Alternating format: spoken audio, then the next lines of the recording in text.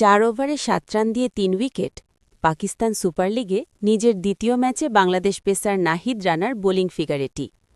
PSL অভিষেকে পেশোয়ার জালমির হয়ে প্রথম ম্যাচে 3 ওভারে 30 রান খরচ করা নাহিদ রানা আজ করাচি কিংসের বিপক্ষে এভাবেই জ্বলে উঠেছেন। তার জ্বলে ওঠার ম্যাচে করাচি কিংসকে 159 রানের বড় ব্যবধানে হারিয়েছে পেশোয়ার। রানের হিসাবে এটি পিএসএল ইতিহাসে কোনো দলের সবচেয়ে বড় জয়।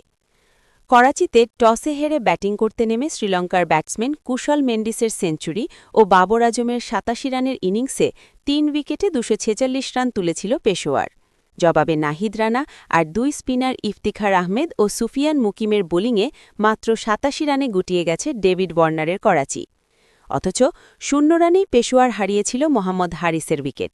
এরপর কুশল মেন্ডিসকে নিয়ে দ্বিতীয় উইকেট জুটিতে ১৯১ রান তোলেন অধিনায়ক বাবর। ৪৮ বলে সেঞ্চুরি করা কুশল ৫২ বলে ১০৯ রানে আউট হন। ৫১ বলে ৮৭ রানে অপরাজিত ছিলেন বাবর। জবাবে করাচি উইকেট হারায় ১ রানেই। ইফতিখারের বলে আউট হন মোহাম্মদ ওয়াসিম।